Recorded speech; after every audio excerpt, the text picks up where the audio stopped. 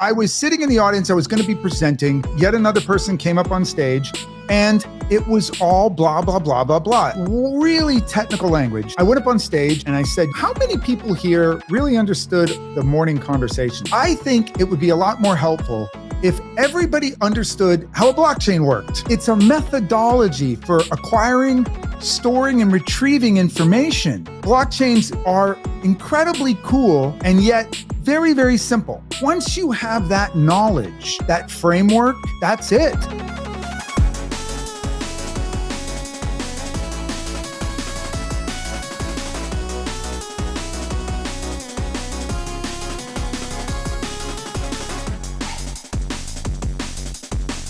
William, do you want to take a second and introduce yourself to the folks listening? Tell them who you are and what your story is, how you came to blockchain. Sure. So my name is William Quigley, and I've been in blockchain for over 10 years at this point.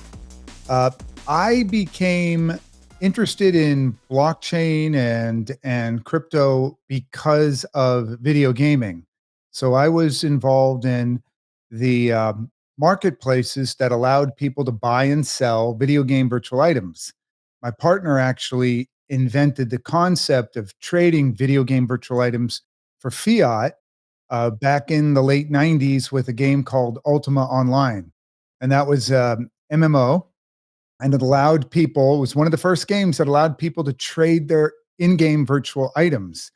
And it's probably not well known, but many of the early people in crypto were from my industry. They were virtual item traders. And video game virtual items have a lot of similar properties to crypto. They're often unique, the items. They can be enabled to be traded. A lot of game companies don't let you, but you can. People use them as money substitutes a lot. And they are limited in supply based on the business model of the video game company. And some video game companies are better than others at maintaining, the appropriate supply. Some don't. Of course, with blockchain, you get the ability to audit yourself exactly how many things are outstanding. But lots and lots of gamers, probably a few 100 million gamers, trade video game virtual items. And that predates crypto by over 10 years. And so that's kind of why it caught my eye. But while I was working in video game marketplace stuff, I was also a venture capitalist for a number of years. I started, co-founded something called Idea Lab Capital Partners, which was the first consumer internet-based venture capital fund in the 90s. We did a lot of transformative deals during that time. And prior to that, I was at the Walt Disney Company, where I worked in Disney consumer products. So I saw you had a glint in your eye, Alex, when William was talking about Ultima. Is that a game you played? Yeah, it's the precursor to RuneScape. A lot of elements of UO were brought into RuneScape, which, as Mack and Evan know, I played and still play to this day extensively. But yeah, no, I mean, everything about it, it brought, the PvP element to the MMO world, which was amazing. UO is epic. Several years, if I'm not mistaken, before RuneScape came out. Not as recognized. Yeah, I mean, I want to say Ultima was late 1997, maybe, right? Right around there. And the thing about trading virtual items was the Koreans, where all of the innovation in the video game world really starts in Korea. The Koreans were doing it for many years, and it's funny. The U.S.-based video game companies really didn't get into this until like post 2008. They were really confused by this idea of the economics of free, of letting people use stuff and then letting them do something more in the game, but having to pay for it. That was anathema to how they sold stuff. You'd buy a CD with the game, and that was it. They made $50 and they never made anything else. So virtual items were mostly a non-US thing, video game virtual item trading, which turns out is a lot like crypto, right? Crypto is global as well. And interestingly, because of that idea not being really a thing in the US, um, and again, I'm more familiar with RuneScape's model, but we saw a black market pop up with a ton of like, websites where people were trying to just simply buy and sell things that they were getting in game that they were spending many hours farming or creating or getting whatever. Got out of the game for whatever reason and wanted to sell it. Like, and this is, was RuneScape was 2000 or 2001 or something like that, and that was relatively immediate, And to this day, you can still find those websites, where you're like, and so many in-game updates were brought around just to prevent people from being able to trade their items away to other people. So much so that it's actually now almost impossible to even like gift things to other people inside the game, like player to player, which is insane. And all Yeah, of it just done to lock down that interplayer trading me of too. they've earned. That's what those video game companies did a lot of that because of us. So we fought lawsuits, uh, and the courts in the United States were very clear that there was nothing wrong with people who were playing video games from trading the in-game items. They also said to the video game companies, "You're free to prevent it, Mhm. but you can't sue people over it if they figure out a way to do it." And they've mostly succeeded in preventing people from trading virtual items. And this is the whole reason blockchain-based games was initially attractive. The idea that you could get a virtual item, in this case would be an NFT, and you could trade it, and it would be welcomed by the game company, let alone tolerated. They would be you'd be fine to do it. Uh, I'm one of those people who believes that the traditional video game companies will never really embrace NFTs. And a lot of people have said to me, well, look at some of these AAA titles, they've been doing it. I would say nothing that those AAA titles have done are actually NFTs. NFTs don't come with 2 pages of restrictions, right? That's not an NFT. If it says you need to play this game for 100 hours to be entitled to trade, or it says these are the marketplaces where you're allowed to trade it, that's not an NFT. That's just a virtual item. Yeah, you And don't really so, own that. I can yeah, bring that back to one of the things that clicked with me when you were at the North American Bitcoin conference in January this year, where you said that we may see these AAA game companies, these entities, whatever, implement the tech. Won't be done super well. It won't be done in a way that is really true to what the idea, what we're supposed to be working towards. And the ones that are actually going to become the titans are new. You may have not even heard of them yet. yeah, And I always thought that was yeah, and I'll explain why that has to be the case. Now, I've been around the technology space for over 30 years. I've watched a lot of new technology platforms get implemented, particularly in video gaming. And if you go back to the 70s, there were arcades. And then from there, we had PC-based games. And then from there, we went into console, and then to browser-based, and then to mobile, and now to blockchain. And in each time when this new platform has been made available, the people who embrace it first in the gaming space are the indies, the independent game developers. They're the ones who experiment, and they're the ones who always have a huge lead. And it makes sense because the AAA game companies, they've got a lot to lose. Mhm. They've got $1 billion franchise. You don't just port your game that you're making a lot of money on over to a new platform and hope it works. So what they do is they let the experimentation take place. They see what business model in this new platform works. And then what they'll typically do is they'll try to build their own, but usually they just buy a studio that figured it out.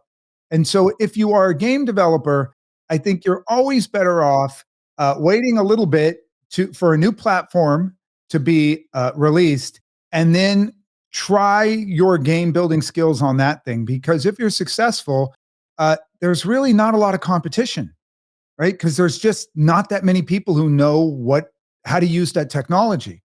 And so that's the reason why it's easy. It was easy for me to say the big successful blockchain-based game studios are going to be all native blockchain studios. They're not going to be big game companies that experiment. It just never works that way. So, William, I wanted to ask you about that because I have had this question. I'm sure a lot of people watching this will have it as well. The first one really is, how important are NFTs in gaming? Because I guess to the the industry as a whole. Because if we're talking about things like being able to trade, farming and doing all this work and then being able to trade that or have different skins and things like that, that's one thing. But I guess I wonder how relevant that is across different game types. It might be more relevant for an MMORPG rather than like a first person shooter. And then the second one is, what is the future of gaming and how much of that will be taken up by blockchain gaming versus the incumbent ones that we see today? Yeah, these are big questions, and I think about them too. Um, Regarding what is the utility for an NFT in a game? Well, if it's a blockchain-based game, then of course, any skin or virtual item Right. is going to have to be an NFT, right? It's going to have to Mhm. be one of a kind. Um, and what I think you're going to see is, since trading has been so suppressed in the traditional video gaming world, I should know ran the two biggest virtual item trading marketplaces. The big video game companies do not like them. Hmm. We've never really gotten to see how creative we can become if there was an open environment to do whatever you wanted to with your virtual item. It always has to be done against this backdrop of them trying to ban your account. Uh, the the ability to do more cool stuff with a microcomputer, which is what your NFT is. Your NFT is a computer. It's not just an image, right? Whereas in a typical video game, the the virtual item that you're getting is just a media file. It's just a flat piece of data. It doesn't do anything. An NFT is a computer, and as such, it can be programmed to do lots of cool stuff. And video gamers and entrepreneurs like to experiment. So we've just introduced in the last year and a half or so real blockchain based gaming, and I think it's going to take a few years because blockchain's hard to understand for a lot of people to figure out what is best um, done with an NFT within a video game environment that you could not do with a traditional game, Right. a traditional virtual item in a traditional game. Obviously, being able to trade it to other people, being able to combine them. So, getting these NFTs to through programming to be able to be mated to each other to create something else that you can do within the game. Lots of people have talked about the portability of these things. There's reasons why that's hard to do, but although it's a cool concept where you buy NFTs and you can port them into various games. Mhm. The virtual items just don't live in one gaming environment and that's it. That's hard to do for a number of reasons, but it's a cool idea. And you can also, as we saw in 2021, you can earn yield on these things. NFTs are really good as mechanisms for generating value. In the case of an NFT in a video game, you might use it. There's a game on Wax called Alien Worlds. You use your NFT, which is like it's like a big truck that lives on these different worlds and mines for a particular type of mineral. That mineral is in the form of tradable tokens. Mhm. And so the NFT becomes a way to extract value from the game and then trade it for something else in a DEX, a decentralized exchange, or if the token's listed on a centralized exchange, you can trade it there. It's sort of like the financialization of video gaming that virtual items began.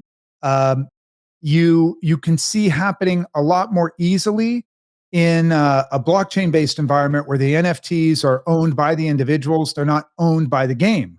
And in traditional video gaming, if you guys look at the terms of service, what you're going to see is the terms of service says the virtual items you buy are for entertainment purposes only. You are using them, but you don't own them. And the video game company has the right to take them from you anytime. Now, if you spend a lot of money on those or you spend a lot of time acquiring those, it's annoying that they actually only exist as long as the video game company wants them to exist, and then they can snatch them. You mentioned would NFTs, tradable NFTs, work in a first-person shooter game? You know, the biggest game in the world for virtual item trading is CS:GO, right? And that is, of course, a Valve. That's the name of the game company. Valve's first-person shooter game. It's one of the most popular first-person shooter games. And in that case, they're not virtual items. I distinguish between video game virtual items and skins. So a video game virtual item, and those came about, call it in the late 90s. They still exist now, but they're less popular. A video game virtual item is an in-game item that has no um, uh, uh, purpose other than to do a specific task for you. You know, boost up your energy levels. It could be to add a piece of armament, but with video game virtual items, they have utility. You do something with them in the game environment to do better. Skins, which really came about, like I'd say, like 2010, 11-ish. More of a social thing. Yeah, they are.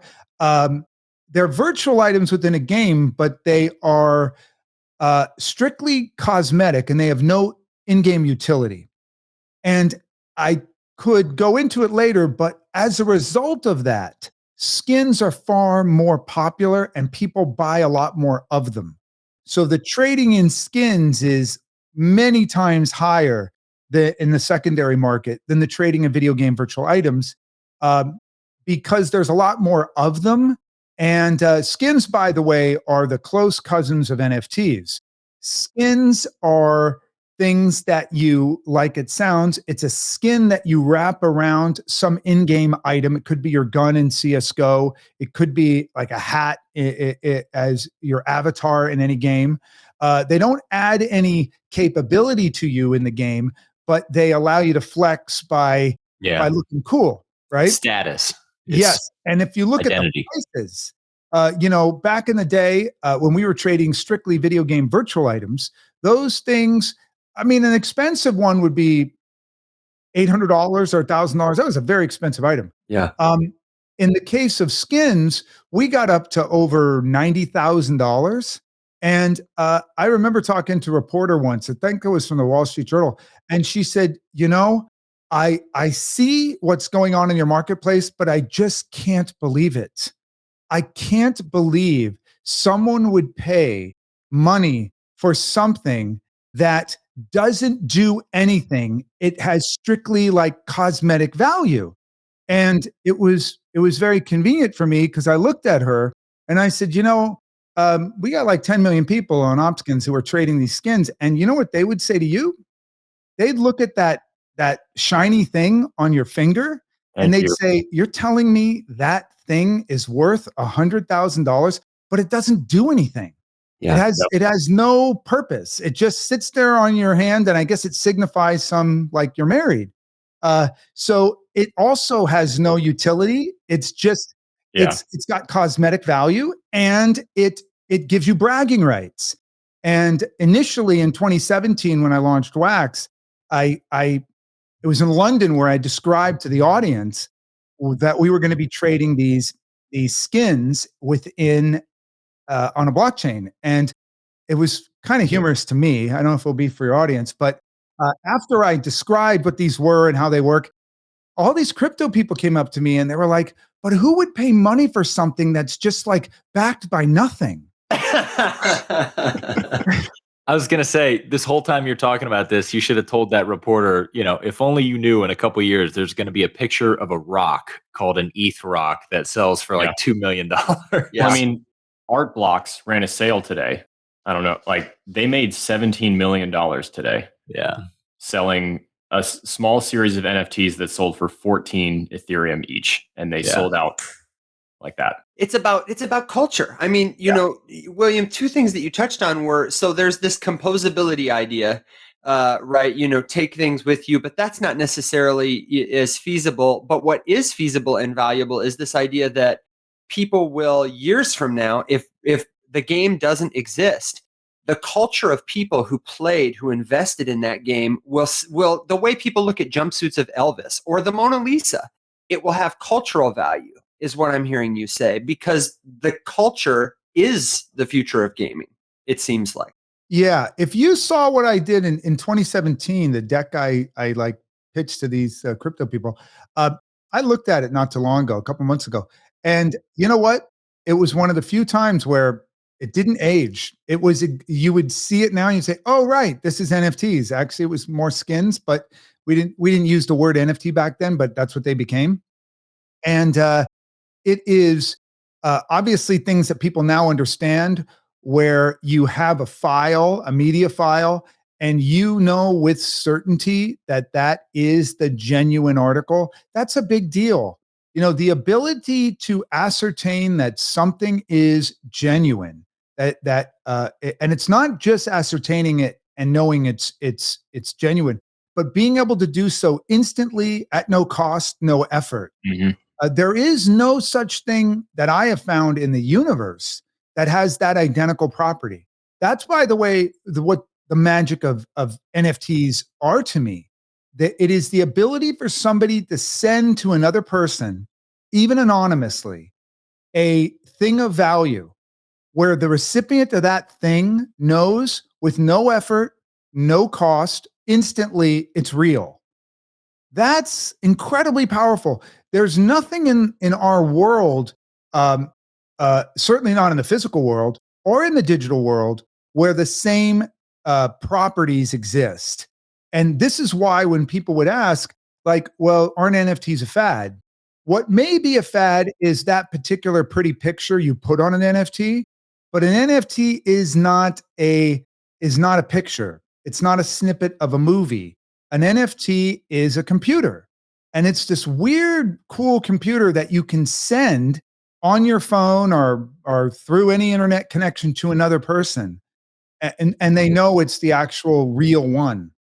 That's what makes NFTs powerful. And as anybody who's in any business, I think there will probably be very few industries that don't have NFTs, because when you start to ask those people in that industry, I don't care if it's the healthcare industry, the insurance industry, education, consumer products, I don't care what industry, there's absolutely a use case for being able to transmit something of value to your customer where they know without any effort that what you gave them is the real thing. There's no question.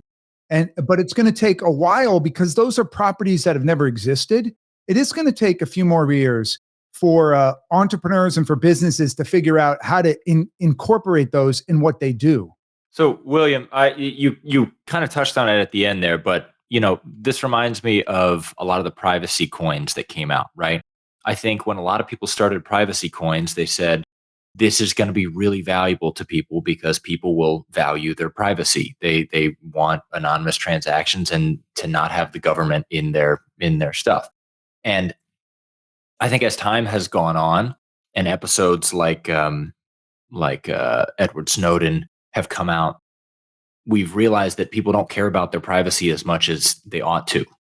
And so you kind of touched on it at the end there, where you think that businesses and everything, brands all across the world will inevitably lead to NFTs. And we believe that as well, because we have an NFT ecosystem of our own and a company that consults for other projects trying to build their NFTs. But what is it that you think is going to change that mindset from, not needing it to all of a sudden need to have authenticity verified, guaranteed upon receipt?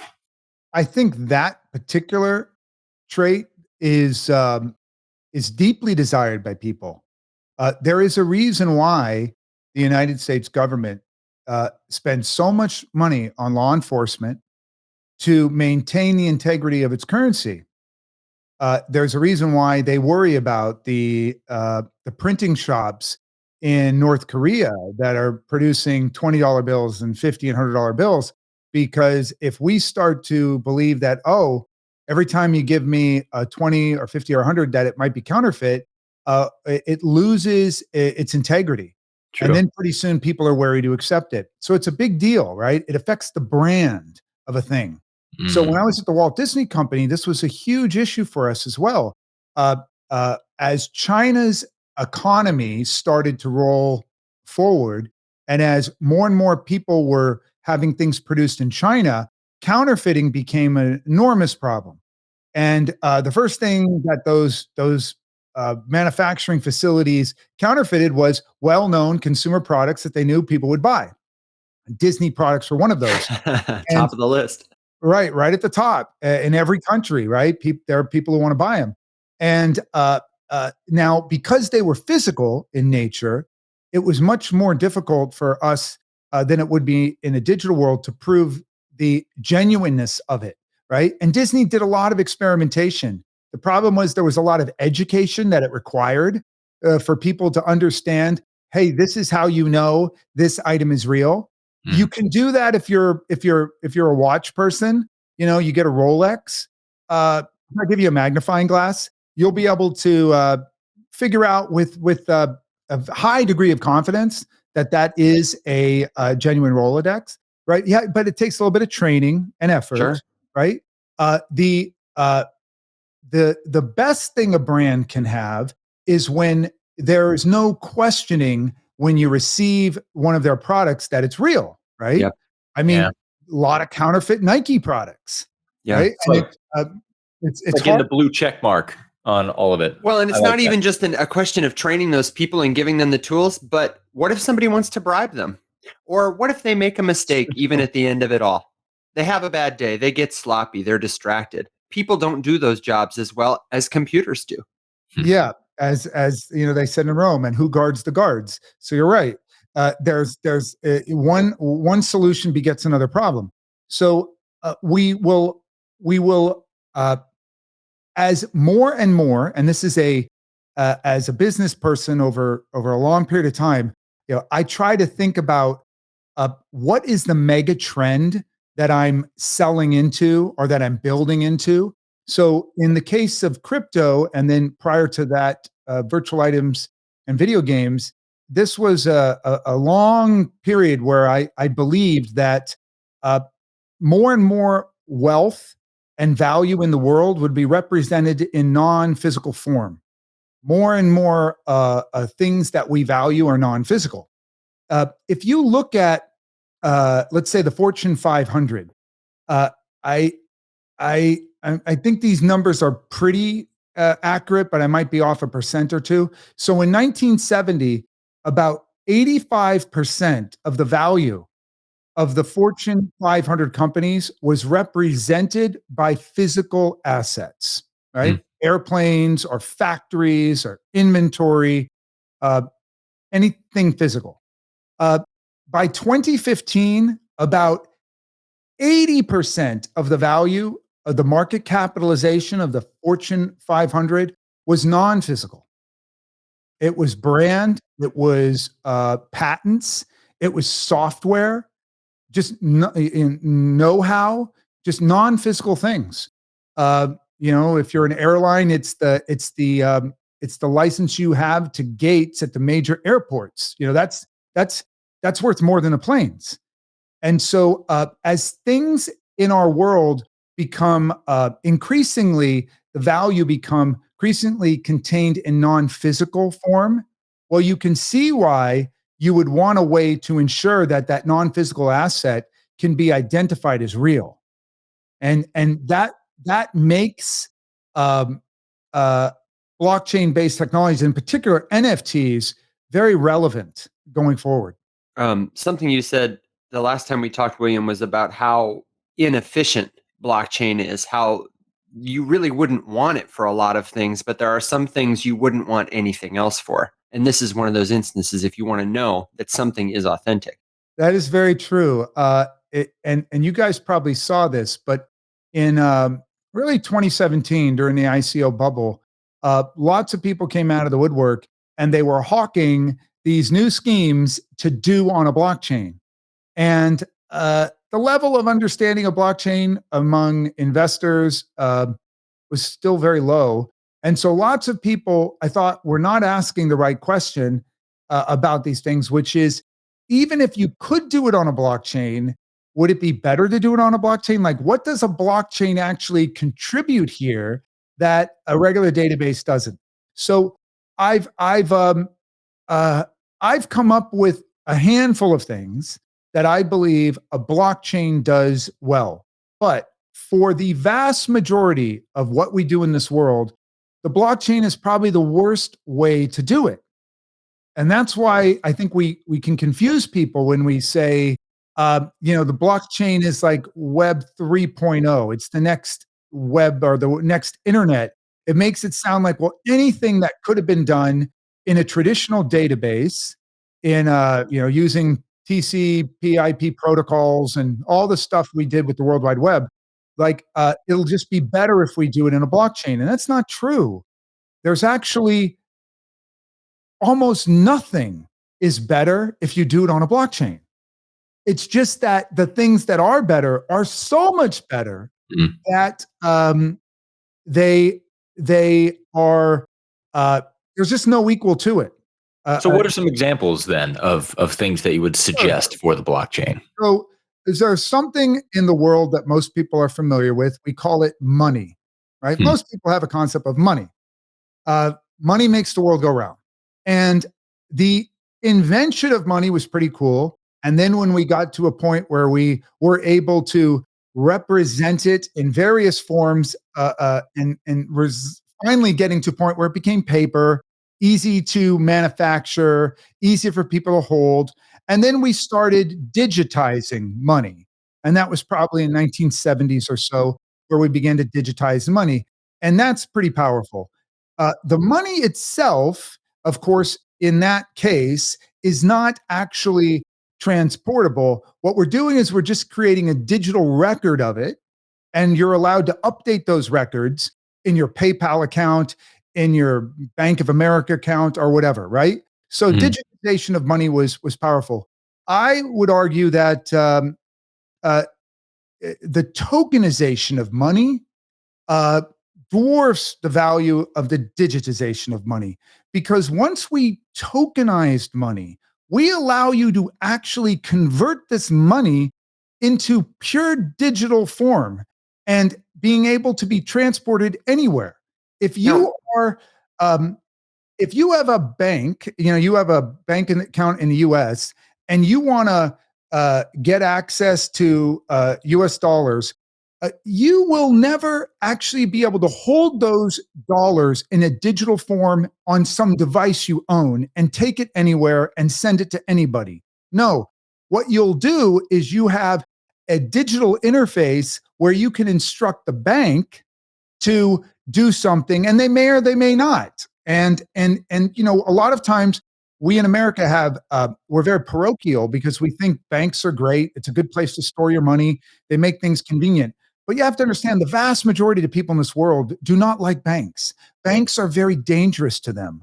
Banks confiscate money. They devalue their money. They will replace your currency with a new currency because that happens to be something their government wants to do. Banks are unreliable in almost all other parts of the world. And by the way, or they're just incompetent and they don't have the FDIC insurance fund like the US does. So you put your money in the bank and you never get it back. So, or they're dirty. Yeah, and then sure. they get slapped on the wrist with a couple $100 million, which is like what they make in a month, if that maybe a week. Yes. And we're talking tens of billions of dollars the global banks have been fined for things like money laundering, which is always amusing to me when people talk about crypto as a money laundering mechanism. What do you need crypto for? The US dollar is perfect. And that's wait till I tell you about the dollar.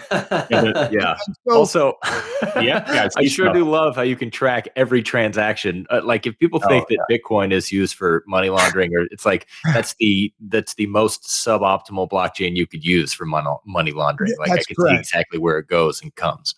And so I'd say easily. The right now, the greatest use case for blockchain is tokenizing your money. Obviously, one of the very first tokenization of fiat was Tether, and that is not surprisingly to me the most traded cryptocurrency on earth. It trades about 30 trillion US dollars per year. Bitcoin's way below that. So the tokenization of money is so powerful that I would say if nothing else ever came out of blockchain, it would be fine.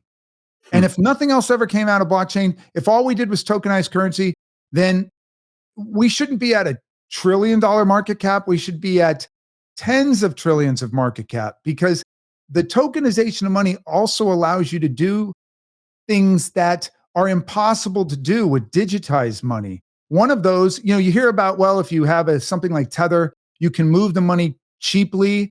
It doesn't cost you 3% to do a wire transactions or a remittance. That is actually the sideshow. The real value that comes from tokenizing money, and it is huge, is we have this $80 trillion global economy, and about 25 trillion of that is cross-border commerce. And the cost borne by people on planet Earth for currency conversion every single year is $1 trillion and growing. $1 trillion. So think about this. The value of all crypto today is 1 trillion. But the world is spending $1 trillion every year. And by the way, that money goes to a few thousand government licensed entities that are allowed to do FX. They're allowed to handle money. There's only a few institutions in the world that are blessed to be able to do that, and they get that mother load of fees, and they're hidden as well, right? Most people understand the 2-3% charge, but currency conversion, there's no way to really calculate it or know what it is. You were on used PayPal to buy something in Germany, a pair of shoes, and PayPal converted your dollars to euros. And you just got a price in dollars. You have no idea like how that exchange rate worked. So that is an extraordinary invention. And of course, it's so extraordinary that the Federal Reserve banks, the central banks of the world, will all be adopting digital currencies. They'll all be tokenizing their fiat. I think in 10 years' time, all of the world's major economies will have tokenized their currency. And again, if that's all we did as blockchain people, we allowed money to be transformed into this new, far higher level of storage and movement of money. I think that's a terrific accomplishment. I've never really heard anybody phrase it quite like that before. You hear a lot in the description of crypto, specifically in and around people who are new to the space, as being the digitization of money. And then typically the way that, I try to take that, I just had this conversation with some family that I was visiting, where they were like complaining to me about digital money or how that, and I was like, you don't touch 99% of the dollars that you spend because you're just swiping a credit card at all of your stuff. Like you've already had digital money for ages. And if we want to talk about what's backed by what, then, what's the dollar backed by besides violence? Not a whole lot. And, but I've never heard it phrased quite like this isn't digital money, it's tokenized money. And I credit where credit is due, but I'm stealing that 100%. That's excellent. Let me just say this about that. I would say the understanding of blockchain technologies per person was higher in 2014 or 13, 14, 15. There were very few people doing it, and those who were doing it were building stuff, right? So they kind of understood it. I say that for this reason. So when we first exposed the idea of Tether, we said, hey, this is our idea. we're going to tokenize the US dollar. The very first thing I heard from the crypto community was, well, congratulations. Welcome to the 1970s. We've had digital money for 50 years. Like, why would you think that's even important? And it never had occurred to me that crypto people actually didn't understand the difference between digitization and tokenization. To this day, the vast majority of people don't, which is why when I hear that term, like the digitization of money, I'm going, no, that happened 50 years ago. It's tokenizing money. That's what's powerful. That distinction is so easy to understand too when you put it that way. Like it's not something that gets talked about a lot, annoyingly. But the second that you break it down that way and talk about the power of having a token that you actually own and control and can do with what you like, that immediately becomes more relatable. And there's so many different ways that you can put that in terms that other people can understand. The credit card versus handing someone $1, for example, is one way, even just within the confines of the standard US dollar. Well, you really understand it if you're a merchant, okay? If you're a merchant, like I have been for 30 years, online merchant, and there's things called chargebacks.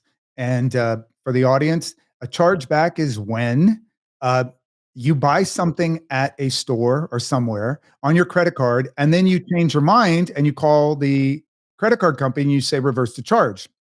So in the credit card industry in the US, a merchant is allowed to have 1% of their transaction volume over a 3-month period get charged back. If it is more than that, they cancel your account. It's pretty hard to run an online store if you can't accept credit cards, right? Mm-hmm. So chargebacks are the bane of our existence. And as a result, a lot of times, customers will do things that you don't like, but you can't really do too much as a merchant, because if they charge it back, it hurts your score and you could lose your account. So one of the most amazing things about tokenized money is there is no chargebacks, because you can't get a token back to your address once you've sent it to another address, unless the guy you sent it to gives it back to you. So that's super powerful. And that was we were probably one of the first big digital companies at Opskins to accept crypto, because we were also doing a lot of work overseas, cross-border, where it's very hard to validate whether the credit cards are valid or legitimate, or not stolen. So we would redline about 40% of the world, where we just couldn't accept credit cards, and therefore we couldn't accept business. And then we started to say, there's this stuff called Litecoin and Bitcoin and XRP, and then eventually Ethereum. If you send us that, we will do business with you. That was just groundbreaking for a lot of countries, particularly the countries like Ukraine. Yeah, Ukraine, the fraud capital of the world. It's where most of the major credit card fraud operations run out of.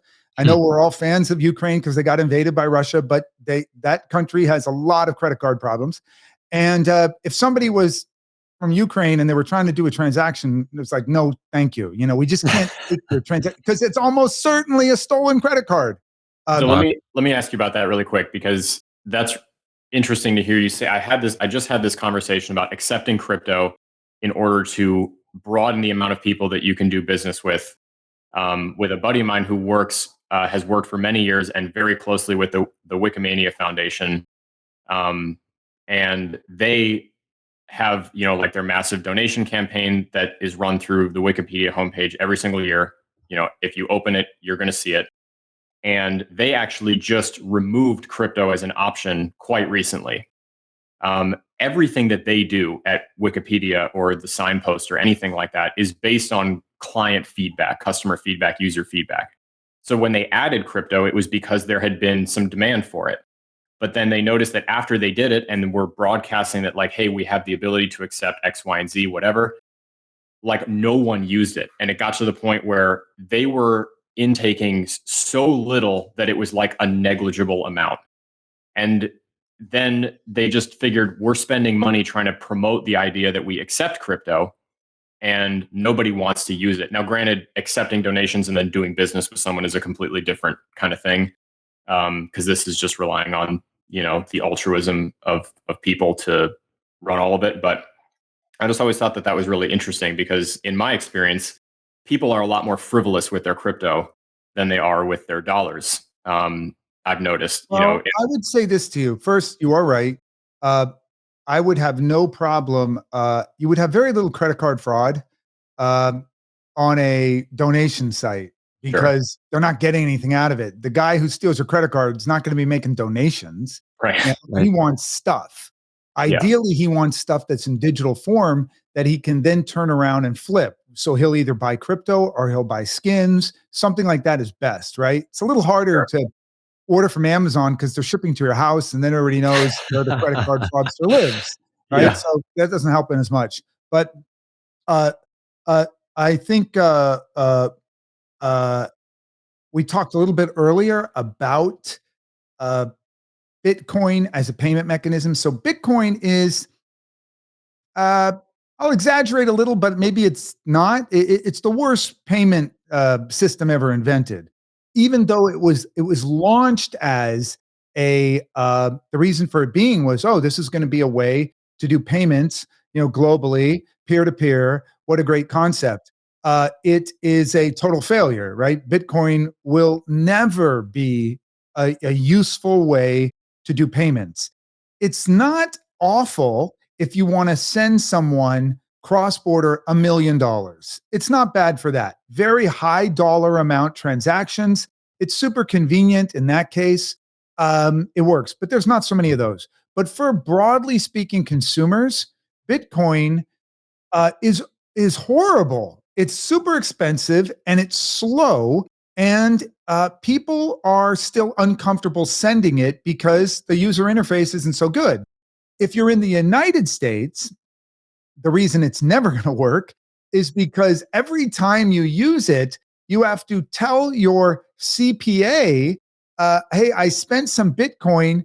We need to calculate the capital gain, capital loss, whatever, because it's treated as property, and you have to record a capital gain or loss every time you use it. That's who wants to go in. Can you imagine every time you opened your wallet and you bought a sandwich for $5, you had to call your CPA? Yeah. It's ridiculous.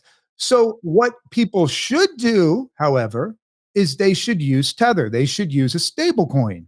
Stable coins are amazing. They have this wonderful property where once you send it to somebody, it can't be reversed, which means the merchant is much more likely to let you be a customer because they don't have to worry about you giving them a stolen credit card. And the fees are whatever the blockchain is that you're using, but let's just say pretty close to zero. What a great, like, that's just a great payment system. Yeah. So Oh, and all, from a regulatory standpoint, we just got some pretty good news about the yes, tethers and the USDCs and all that kind of stuff, with the declaration that the only ones of any concern to the government are algorithmic stablecoins, which is not, you know, obviously we have Terra to thank for that kind of thing. But I mean, I agree. I think we've got some amazing news this week mhm, around all things related to regulations and crypto. Also, uh, Jeremy Powell, the uh, Chairman of the Fed. chairman of the Fed of the Federal Reserve of the U.S., said something yesterday that really caught my attention.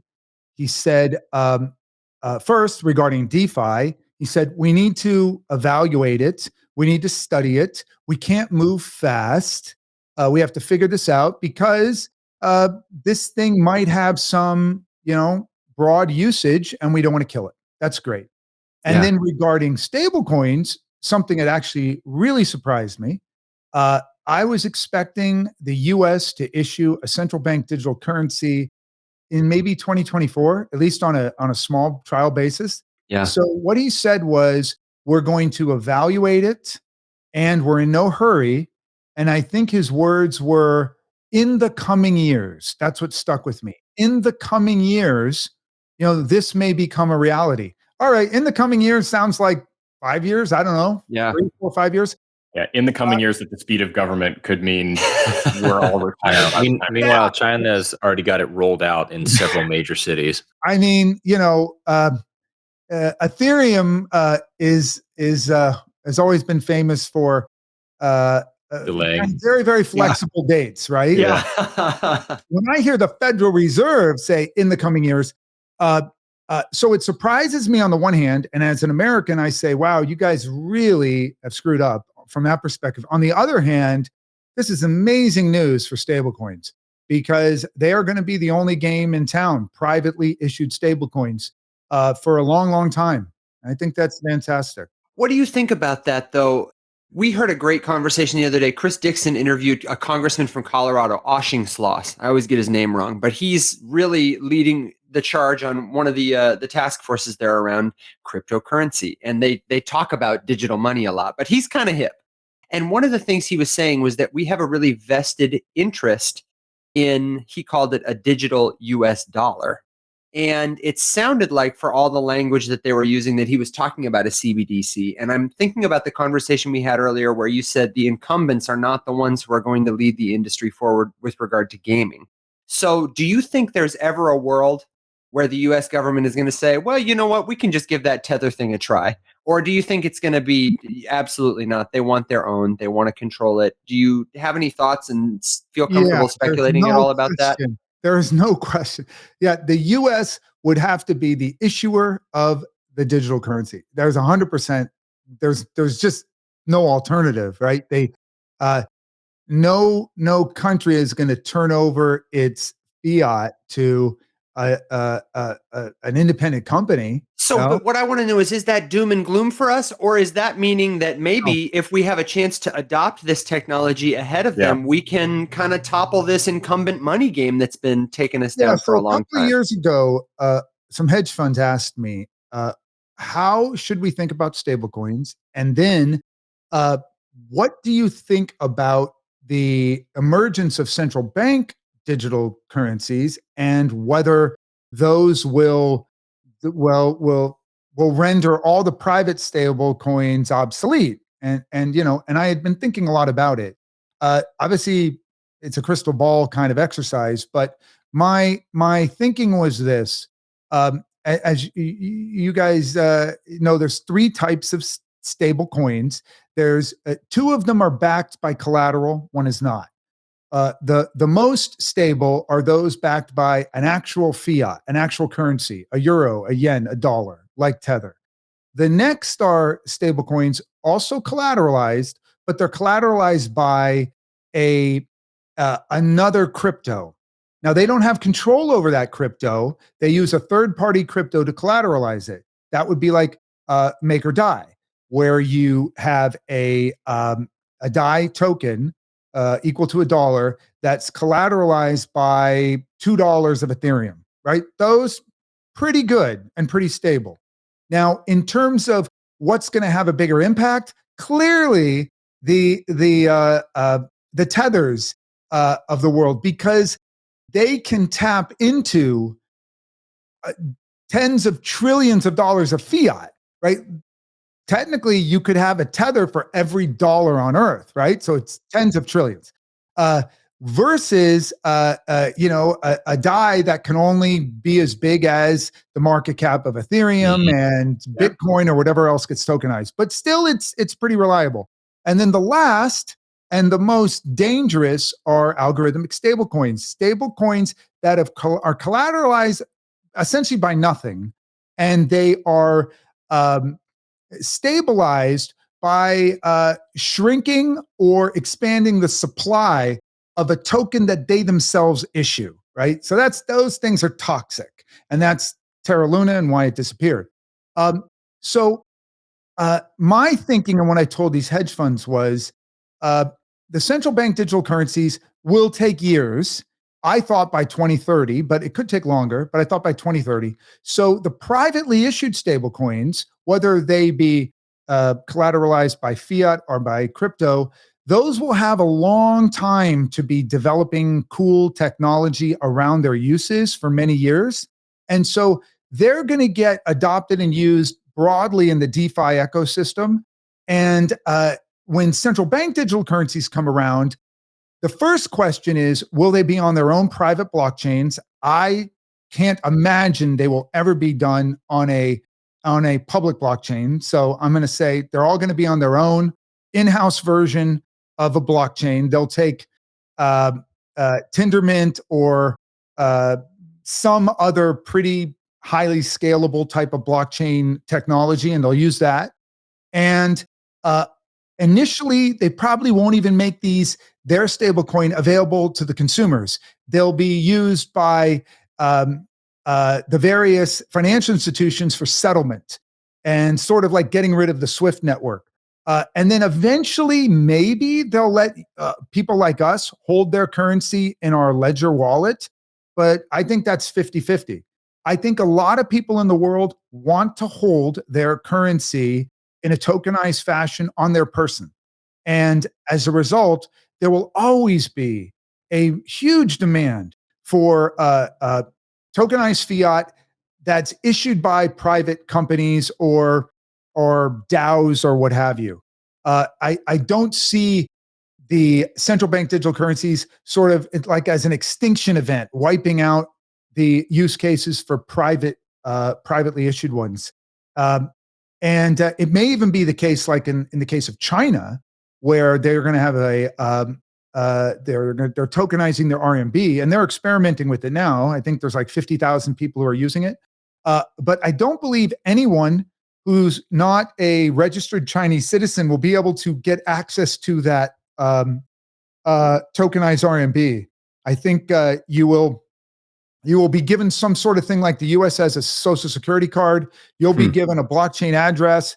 That's where all your money goes in and out of and is tracked. And unfortunately, I would like to get my hand on some digital RMB, but I don't think we'll be able to. William, I wanted to ask you too, because it's not often that we have a co-founder of one of the, actually not one of the largest stablecoin in the world on our show.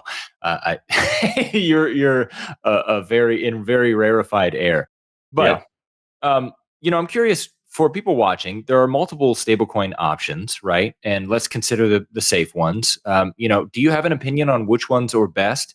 And in that same vein, I've seen Tether FUD pop up from time to time. Do you care to address that? Once or twice? Yeah. Well, I didn't want to be just every time I mention it in a video, someone yells at me. I would say this: it is amusing to me that there is no token that is more pilloried than Tether. Right? I mean, everybody loves to hate Tether. And it's like being sort of like the Notre Dame football team, right? Everybody hates it, but or at least in years past, did really well. Well, then especially when I'm interviewed by like people in the news, they'll say, "But look at all these issues." To which I always say, "Yeah, but how much is Tether traded?" "Oh, that's right. It's the most traded crypto on Earth." The most traded crypto on Earth. 50% of all cryptocurrencies globally settle against Tether. 50% of all trading pairs are against one token. So, a lot of people complain about Tether, and there's reasons to complain about some of the ways it's managed. But it is the granddaddy. Tether was the first stable coin, and it has stood the test of time. There is something to be said, cough, cough, TerraLuna, about the longevity of a stablecoin. Tether has come and gone through multiple crypto epic crashes. Tether had to deal with the confiscation of one of its primary bank accounts because the bank itself was seized by Interpol. A Panamanian bank. Why did Tether have money in Panama? Because most banks wouldn't allow it to store currency. So it had to pick a shitty bank. that then got seized by Interpol, and it lost that money. And then the New York Attorney General sued them and said, "Hey, your token's not adequately capitalized because you guys stole the money from the bank." Wow. It was the most ridiculous thing. It's like, yeah, it's not because you took it. And so, by the way, what did Tether do? It issued a new token. It needed $850 million. It raised $1 billion. And it said this money will now shore up the money that was seized. So I think there's a lot, when you run, most people who invest in cryptos, who hold cryptos, almost all of them have never run a blockchain-based business, have never built a smart contract, have never built a blockchain. They're not using this stuff, right? They're not working with it on a daily basis. I'll tell you, blockchain is fickle. It's difficult. It's scary. It takes a lot. And as we've seen through the last year with hacking events, bridges that were compromised, it's a very touchy type of technology. It's hard to scale. And so if you look at what Tether does now on multiple blockchains, and it exists longer than any other stablecoin, I'd say it's got a pretty good track record. Though, because of the fact that the Tether company is not transparent, I think that leads to a lot of FUD. But I love Tether. Your Tether is a hell of a lot safer than money in some bank in a country that could seize that bank and leave you with no options. Fair. Yeah. You think USDC will usurp it eventually, or you think Tether will remain king? No. USDC is a regional currency. What you need to look at is trading pairs. So, do you think it'll stay on top then? It's fine, but it's like 50% of cryptocurrencies don't settle against USDC. It's kind of irrelevant from that scale. Market cap wise, it's pretty good. I haven't looked recently, but it's in the tens of billions, I think. But it's unless something regulatorily happened where Tether wasn't compliant and therefore couldn't operate in a lot of places, Tether will remain dominant. So in that same vein, you mentioned the slowness of governments to develop a CBDC will allow for these private stablecoins to continue to innovate and bring about new updates and stuff. What do you mean by that? Because when you hear anyone, I won't say anyone, most people talk about doing a stablecoin comparison, and they're comparing something like, I've made the point before, if we're having the backing conversation, Tether, sometimes it can be hard to say. USDC usually gets paraded around as having just the best backing when that's not remotely true. And then people typically don't mention like the Gemini dollar, which is significantly smaller, but has a very high one-to-one collateralization.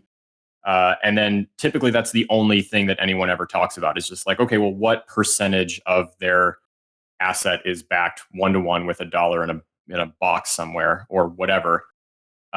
And no one ever really talks about the other things that you can do with stablecoins or whatever. And I'm glad that you mentioned the trading pair. I've made that point in a video before, that if you're so concerned about a stablecoin losing out, then you should be picking the one that has the most trading pairs so that you can get out of it into other things. And if you are out of one side of your mouth telling me that you hate Tether, but on the other side telling me that you're scared of the fact that you couldn't get out of it if you didn't need to be, you get one clear option as to which one has the most options for you to escape from should you ever need. Yes, and you're always going to default to Tether. And one of the reasons Tether is so popular on exchanges is, of course, because most of the trading on exchanges is arbitrage. It's an attempt to make a riskless profit. And there is no way to arbitrage two tokens that are freely floating, right? You can't calculate a profit. One side of the trading pair has to be stable. Otherwise, you're just guessing what you're making. And that's a reason why Tether is so liked, because it was first, all the trading pairs that originally got set up were settled against Tether. And then there's just once it's there in that position, people get comfortable with it. So I think I'm very glad that we have other stable coins. It's good to have variety. Of course, we thought about algorithmic approach when we did Tether. That's not a novel concept. I mean, uh, the University of Chicago economists were talking about algorithmically controlling currency back in like the 70s. So it wasn't a new concept, but our view at the time was it was incredibly complex for what blockchain was. And it would be very difficult for the consumer to understand. And crypto was already kind of intimidating enough. And let's face it, how many people who were holding Terra, how many of those investors had a clue? Seriously, how Yeah. many really understood the mechanism? I would say very few. If the token was going up, that's all they knew. Yeah. Great. But when I said to a lot of those guys, I looked at the origin code of that thing. Like that was it was a joke to me. Where Terra was born. If you, I don't know if you guys have done so, but if you listen to the founder of TerraLuna, Do Kwon. if you listen to him talk like uh, before everything fell apart, I mean, it was the worst sort of thing that as like an investor, you would want to hear. You never want to hear somebody say, "Oh, you're just too dumb to understand," Yeah. or "Trust me." And I did not like that at all. And I thought, wow, that's a lot of arrogance for something that has a lot of assumptions built into Sure. pegging it to some stable level, right? And of course, it wasn't. Uh, I would say this: the worst case scenario would have been for stablecoins. The worst case scenario would have been that central banks around the world did what they could to ban their citizens from using privately issued stablecoins, and that then the only way you could use them was the central bank uh, coins, and that those once they were released, the thought of the innovation cycle that a government is going to have versus private enterprise, it wouldn't, more than likely 10 years after those things got issued, they would be very hard to distinguish between the 10-year-old version and the current version, because governments don't innovate, right? Yeah. What they do is they look at innovation in the private sector and they adopt it. This is my argument for why central banks around the world should let privately issued stable coins exist, because that's where the innovation is going to be, right? And there will become a more stable algorithmic stable coin, of course, right? We learn Sure. from our mistakes. If you look at all the versions of airplanes that were built, one finally took off and it got progressively better. But if it was only government building them, we'd still have biplanes. That's Yeah. why you can't. We don't want the government to have the exclusive control over the innovation pace of stablecoins.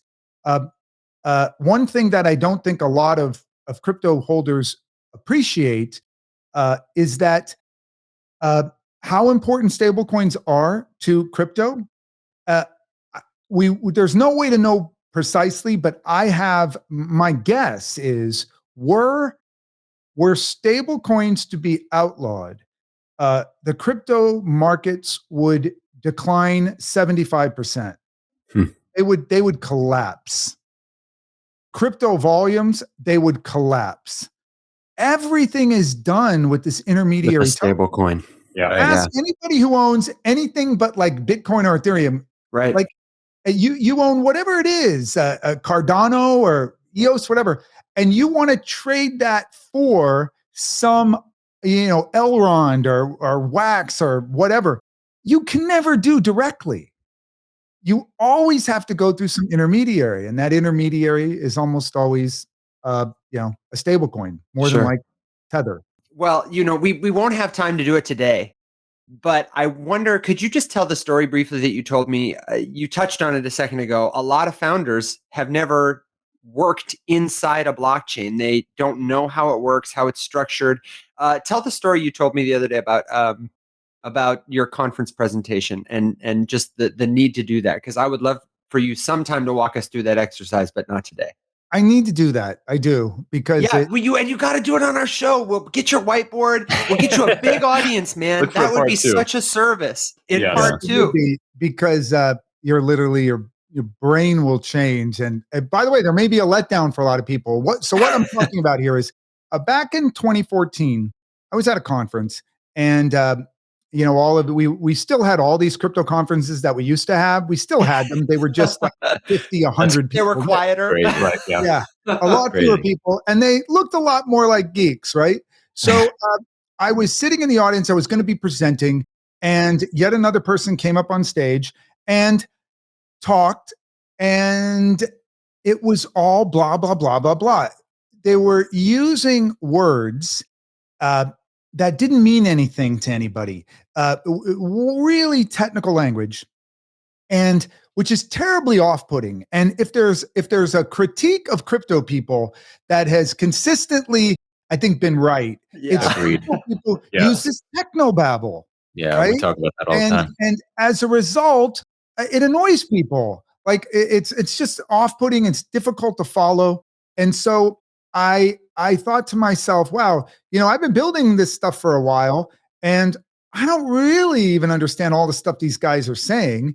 And I don't know why. So I went up on stage and I said, how many people here really understood the morning conversations? You could summarize it. And pretty much no one was raising their hand, but I thought, okay, maybe they're shy. All right. How many people here understand the way the Bitcoin blockchain works? Like you may not be able to code it, but you understand the steps it goes through. And very few people raised their hand.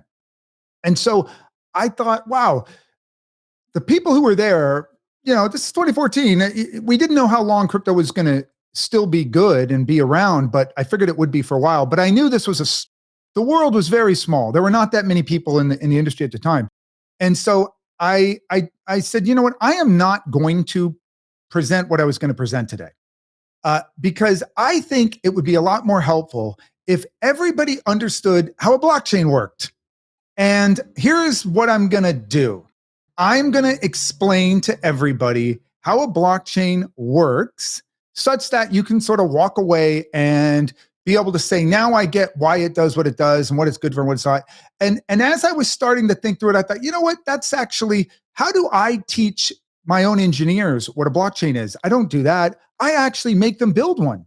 So I was like, let's do this. How about everybody in the audience get a piece of paper and a pencil? Because it turns out blockchain is not really technology, guys. It's a methodology for acquiring, storing, and retrieving information. It's not, it doesn't require a computer. In fact, it's probably a lot easier to understand if we just got a piece of paper, and on this piece of paper, we are going to build a blockchain, build a consensus mechanism, an algorithm. We are going to process blocks, and you are going to wind up seeing, when we're done, how things get moved from one account to another, and why blockchains are incredibly cool and yet very, very simple. And I remember writing a thing on a piece of paper, and I said, I'm going to know when I've really gotten you guys, and you've like, I know when I will have been effective when somebody says what I'm writing down now. And it was about 30 minutes later where someone said the magic words, but it can't be this simple. That's what they said. It can't be this simple. Yeah. And I'm like, yes, that's it. That literally is a blockchain. Once you understand a consensus mechanism, what that means, what an algorithm is doing in the consensus mechanism, and you understand Merkle trees, once you understand those things, you know what a blockchain is. And once you have that knowledge, that framework, everything else being done in crypto, you just lay on that framework, and it's simple. And years later, I had people say to me, once I understood what a blockchain was, I wasn't gee whiz anymore. No one was able to pull the wool over my eyes. And I'll tell you, I do believe the vast majority of blockchain investors have no clue how blockchains work. Yes. They have no clue. And it's one of those things is like a lot of really beautiful things. Maybe when you first see how they're done, you're almost a little let down. Like And a like, magic oh, it's trick. that basic. But then as you dwell on it more and more, you realize how beautiful it is. Blockchains are truly beautiful creations. And I believe blockchains have existed for hundreds of years, certainly hundreds of years, maybe more, maybe 1,000, 2,000 years. I was using blockchains in at Mitsubishi Bank in the 1980s. What was magical about Satoshi was he combined a blockchain with a token. Mm. And by combining those things, we were able to do decentralized work. And that's what made the Bitcoin blockchain so powerful. But it would be really useful if people understood blockchain as a conceptual thing, as opposed to a piece of technology that's hiding in their computer, I right? would And love to do that at some point, just because, and I've told this story before, but when I was first like really realizing like I want to learn more about this stuff, this is really cool. You know, it wasn't the blockchain that initially drew me in. I arrived at that later, and because the first really example of anyone near me doing it was my dad working with Solidity, mm, and anyway, I called a buddy of mine who was the only person I could think of at the time that was a multi-year veteran of the software industry and being a developer. And I just asked him like, "Hey, what do you know about this kind of stuff? You ever heard of Bitcoin? What can you tell me about this? I'm liking what I'm learning so far." And he was like, "Oh, I don't know anything about Bitcoin or Ethereum. I don't know anything about crypto, but I could build you a blockchain right now if you want." And then sitting on the phone with me over the course of about 20 minutes, he just kind of whipped off exactly what you would do to structure one if he was going to build one right now from scratch. And then at the end of it, I was like, exactly what you just said, almost word for word. I was like, that can't be it. That now what? And he's like, no, that's literally it. That's all you need. And it just, I sat there like in silence staring at it because we were just like on video chat and he was like, writing stuff on the screen share. yeah, Um, it's this. Um, Hash totals have always been used by Yep. accountants because let's say you close the books for a month in a bank and you have millions and millions of transactions, and then you close the books for the next month or the next year, which is a combination of all the months into 1 year. um, rather than go back and try to foot all the totals in that month and Yep. make sure that it equals the total that you stored away somewhere and know that that therefore hasn't been manipulated. The beautiful thing about a hash total is somebody changes one single number in millions of number, and due to something called the avalanche effect, you'll get a radically different total. And you can do the hash total in seconds as opposed to going through thousands of pages of documents. That's why we use these things. And so blockchain or the Bitcoin blockchain was not like all of its elements created in 2008, 9. No, these were all things that existed for long periods of time. But like Peter Drucker, the famous management theorist, said, the entrepreneur is the person who puts like the last 1% on an almost finished product. Uh, so Satoshi took all of these complete and very important things and he Yep. just stitched them together. Hmm. And then created a brand new capability that hadn't existed before. That's what makes blockchain incredible. And I'll tell you, it's similar to your story, Alex. I was building this stuff for many years before I really understood like sort of the very basics. It's like mathematicians who ponder, the nature of the number zero, right? And they use it a lot, but do they really understand it? You can go very deep in thinking about blockchains because they are conceptual. And people used to ask me, why is it that the internet, you could say the popular internet came about with the Mosaic browser in 94 and then Netscape Navigator in 95. And then 5 years later, the world was just inundated with websites and all that. Why was it so much slower with blockchain? And I think one reason is because it's very simple conceptually on the one hand, but it's purely a conceptual thing. Like you have to really sit with it as an entrepreneur to figure out how to incorporate it in your business or to do something with it. And I think we haven't had enough people sitting with stuff. You do periodically, people will, and then they come up with pretty cool inventions, but it's not something that is obvious what to do with it. What's been always the refrain we've heard since I've been in blockchain industry, we probably still hear it. There's no use case. It's like, no, there are at least 5 use cases, which are extraordinary. I mean, but there aren't enough models for them. Yeah.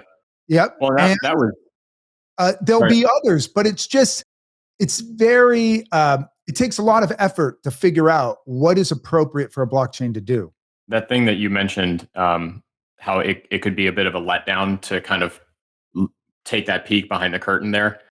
That was also something that clicked into my head because the way that he then took this example of the thing that he built and gave it a real world example to help me kind of pick it up was, so he works as a developer primarily for UPS, and he's designed a ton of their software stuff in and around like their mapping system for choosing the routes that drivers will take to efficiently deliver packages.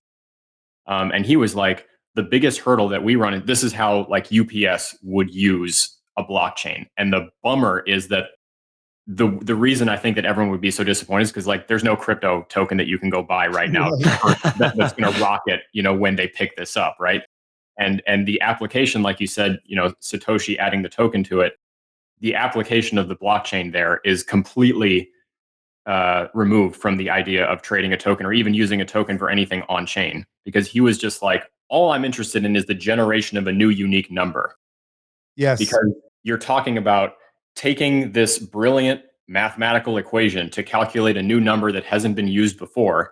And I need that because we go through X gajillion tracking numbers for packages every single year. And you can't reuse one that was already used. And so you have all these parameters to choose a new one. And it's really, really obnoxious to keep track of all of the ones that have been used before.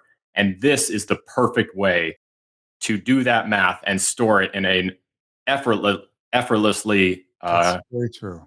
Chosen or effortlessly confirmable way to make sure that I'm not stepping on tracking numbers. I forget how many addresses exist in the Bitcoin blockchain, but 10 to the 24 or something. I mean, it's tremendous number. It's a very, very, very large number. So yeah, you'll never ever run out of numbers. Each one unique and beautifully retained in a ledger. Mm-hmm. Nothing in the one that he built or talking about ever had anything to do with a cryptocurrency or with a token or with anything other than just recording the number that was popped out next. William, where can people find you online? And do you have anything that they should look for with regard to what you're doing at WAX or what you're doing personally, going to any conferences this year? Where do you want people to find you online and IRL? I go to a lot of conferences. However, I would say Twitter is where I am, but I am not a social media guy. I don't really do a lot in broadcasting my daily thoughts. Maybe during crypto winter, I can do more of that, but it's at William E. Quigley on Twitter, at William E. Quigley. And, I got to say, I'm not as active as a lot of people would like me to be. Hey, we're gonna pull you kicking and screaming. We're gonna have you back on this show and get your whiteboard out, and we're gonna sit down and build a blockchain. And listen, anytime you want to expound on ideas in long form, you're welcome on our channel, because we I would love love to do more gaming specific stuff too, because we didn't get into wax hardly at all. No. Or your founder's journey. Yeah. We got a lot left. We can do that. Yeah, we can do that in another one. And there's a tremendous amount going on right now in terms of development and innovation. Best time to build. And as I think, my guess is, and if I'm wrong, I will be happy either way. But my guess is the crypto bull market returns in Q4 2024. So we've got a couple of years where I think we'll be in kind of this sort of kind of boring trading range. And so what's going to be done during that time is all the serious people in crypto are building, and we're building the next generation stuff. Maybe we can talk about Urbit, on the next one as well. That's a very cool project that I've been following for, whatever. I'm not hip to Urbit. Mm-mm. What's the 20-second pitch on him? It is it predates blockchain, but it was a project by a mad scientist, basically. Love it. To have a alternative to the World Wide Web, right? Now, this is before, guys, everyone was thinking about like censorship issues and these platform companies that control the web now. Way before that, and again, predating crypto. And I thought it was just never going to, it'd be a cool science project by geeks. But just this past weekend in Miami was a Urbit developers conference. The metaphors in the Urbit universe make it sound a lot like a metaverse too. So you start with planets and moons, and then you have stars, and then you have solar systems, and then galaxies, and a single person can control a planet, a solar system. Think of it like a domain name. Yeah. And a star can issue 65,000 planets. Each of those planets is like a domain name, and but it's very fast and decentralized, but there's no token to it yet. People, I think, there's a lot of garbage in crypto, right? There's a lot of that are an inch deep, right? They don't really have any interesting tech. I kind of think over the next couple of years, the stuff people are going to start getting excited about is the stuff that's very deep, a lot more robust than a lot of the junk that's been out there. I think Urbit is one of those projects. Cool. It's there's probably no blockchain, including Ethereum, that would come close to its complexity. So and there'll be games on that thing. There'll be it'll be like an internet, right? Very cool. Very cool. Right, well, I have homework now. Yeah. We're gonna be ready. Yeah, definitely. Yeah. William, it's a fun thing to investigate. Yeah, thank you so much for making time to talk with us, and definitely we're coming back for a round 2, because we're gonna have to unpack that. And we do, like Max said, we as founders, we selfishly are just gonna pick your brain about okay, here's the challenge we're facing. How did you face this? What would you do there? We're really gonna put you in the hot seat, man. Yeah, let's tackle those things. That'd be fun. Thanks so much for joining us on this episode of Rising Up. Hey, before you go, I've got a quick favor. Would you please take a second to leave us a rating and a comment or quick review? Aside from listening, it's the most important thing you can do to help our show, and we really appreciate it. If you want more from our team, be sure to follow us on Twitter @TheFacelessMany. That's where you'll find the link to our Discord server and all the latest updates. If you'd like to be on our show, if you have questions for our team, or if you're interested in becoming a sponsor, send us an email to hello, that's HALLO, @facelesscrypto.com, or get in touch through the contact form at our website. Thanks again for listening to the official podcast of the Financial Revolution. Until next time, rise up.